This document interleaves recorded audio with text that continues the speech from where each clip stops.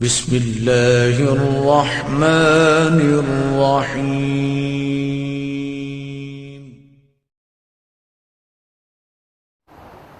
دین اور مذہب جب تازہ اسلام آیا تھا، اللہ کی ہدایت کی روشنی جب پھیلی تھی، جب قرآن کا علم پھیلا تھا، جو عربستان کے چرواہے، عربستان کے بادیہ نشین، ان میں اتنی طاقت آ گئی کہ پوری دنیا میں ایک سپر پاور حکومت قائم کر دی۔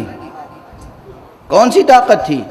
یورپ سے اس وقت بڑے بڑے نظریے لے کر یورپ کے فلاسفرز آئے تھے عربستان میں، پولیٹیکل تھیوریز لے کر آئے تھے، اکنامک تھیوریز لے کر آئے تھے۔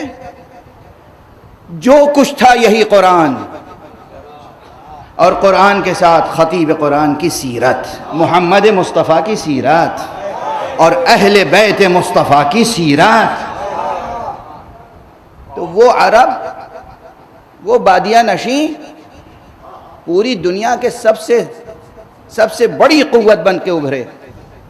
جب کچھ نہ تھا تو دنیا کو مسخر کر لیا، اور جب دنیا مسخر ہو گئی تو پھر زوال کہاں سے آیا؟ کیوں آیا زوال؟ سادہ سا جواب ہے، بہت سادہ سا جواب لوگ دیتے، ارے بھائی قرآن چھوڑ دیا امت نے تو زوال کا شکار ہو گئی، دین سے الگ ہو گئے لوگ تو امت زوال کا شکار ہو گئی۔ جواب صحیح ہے، مگر یہ بھی تو بتائیے کہ قرآن سے کاٹا کس نے؟ دین سے کاٹا کس نے؟ جھوٹے علماء نے، کاروباری مولویوں نے، درباری دانشوروں نے، ضمیر اور قلم بیچنے والوں نے، سادہ عوام، یہ سب معصوم عوام، سادہ لو عوام، سادہ دل عوام، صاف تختی کی طرح ذہن رکھنے والے عوام۔ میں ممبر پہ بیٹھا ہوں، جو میں بول رہا ہوں وہی تو نقش ہوگا نا۔ اگر میں یہ بتاؤں کہ آزاداری سید الشہداء کی روح ہے بے دینی سے جہاد، تو آپ کو یہ یاد رہے گا؟ اور اگر آپ کو میں بتاؤں کہ تم کتنی ہی بے دینی کرتے رہو، بس ایک آنسو بہا لو گے، پاک ہو جاؤ گے، کیا اثر ہوگا اس کا؟ کیا اثر ہوگا اس کا؟ بے شک یہ آنسو جنت کی قیمت ہے، بے شک، کوئی شک نہیں۔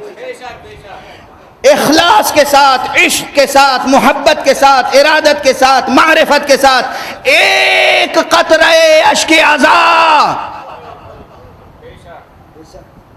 اتنا قیمتی ہے کہ ایک نہیں ہزاروں جنتیں خرید لی جائیں،